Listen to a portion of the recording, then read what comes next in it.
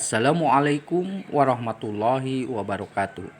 Salam dan bahagia Bapak Ibu Guru Penggerak. Perkenalkan, nama saya Dedi Supriyadi, calon guru penggerak Angkatan 11 asal Kabupaten Garut.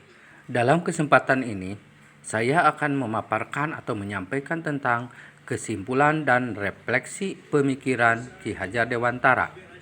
Modul 1.1 Koneksi antar materi.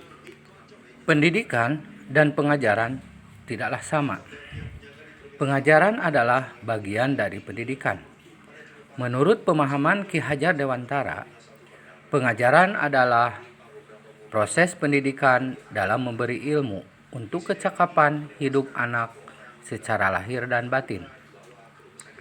Pendidikan pada hakikatnya adalah menuntun atau memberi tuntunan terhadap segala kekuatan kodrat yang dimiliki anak agar ia mencapai keselamatan dan kebahagiaan setinggi-tingginya, baik sebagai manusia maupun sebagai anggota masyarakat.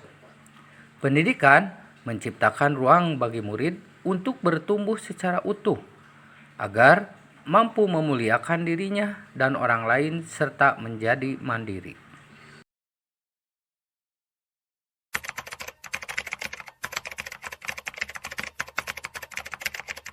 Sebelum mempelajari modul 1.1 tentang pemikiran Ki Hajar Dewantara, pembelajaran yang saya lakukan hanya sebagai transfer materi saja.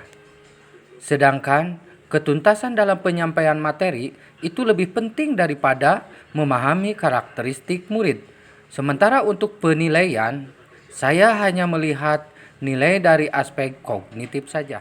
Jika nilai murid sudah mencapai KKM, maka pembelajaran dianggap sudah selesai dan sudah berhasil. Sementara murid hanya dijadikan sebagai objek dalam pembelajaran, dan pembelajaran hanya berpusat pada guru atau teacher center. Sebelumnya, saya tidak pernah mempedulikan apakah murid-murid saya ini sudah benar-benar paham tentang apa yang telah saya sampaikan. Namun, saya juga hanya meminta siswa untuk menghafal materi saja. Sehingga dengan demikian saya sering merasa gagal atau mengeluh jika banyak siswa atau murid yang tidak tuntas setelah melakukan hasil evaluasi pembelajaran.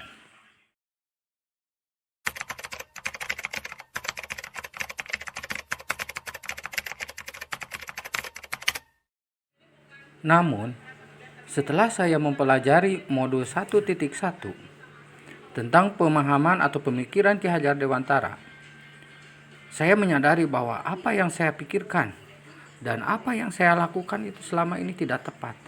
Yang seharusnya saya melakukan proses pembelajaran itu secara menyeluruh, tidak hanya aspek kognitif saja. Sementara aspek-aspek yang lain masih banyak, yaitu aspek afektif, aspek budaya, aspek sosial, aspek psikomotor, dan aspek spiritual. Murid adalah sebagai subjek pembelajaran, bukan sebagai objek pembelajaran. Artinya bahwa murid memiliki kebebasan untuk berekspresi, dan murid juga memiliki kebebasan untuk mengemukakan pendapat, serta murid juga memiliki kebebasan untuk berkreasi. Guru seharusnya menjadi fasilitator dalam proses pembelajaran, dan guru juga harus ikhlas dan penuh kesabaran dengan segala ketulusan hati agar pembelajaran menyenangkan dan berpusat pada murid. Dan guru juga harus mampu mempelajari karakteristik murid, karena setiap anak itu dilahirkan unik dengan kelebihan dan kekurangannya masing-masing. Sehingga saya harus menghargai karakter murid, di mana saya memberikan kesempatan kepada murid untuk tumbuh sesuai dengan kodratnya.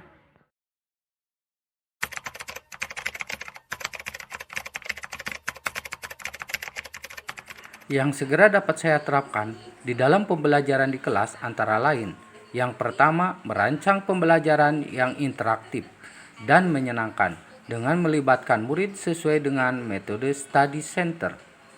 Dan yang kedua adalah menerapkan pembelajaran abad 21, di antaranya berpikir kritis, kreatif, komunikasi, dan kolaborasi. Dan yang ketiga adalah pembelajaran tidak lagi menuntut, tetapi menuntun. Karena tugas guru adalah memberi tuntunan atau arahan yang baik kepada muridnya dan menjadi teladan bagi muridnya itu sendiri. Yang terakhir adalah saya juga harus mengenali beberapa karakter dan latar belakang murid dengan menjalin komunikasi yang baik itu di sekolah ataupun di lingkungan masyarakatnya. Semoga dengan video ini dapat menginspirasi bagi Bapak dan Ibu sebagai pejuang pendidikan. Salam dan bahagia buat Bapak Ibu guru penggerak. Assalamualaikum warahmatullahi wabarakatuh.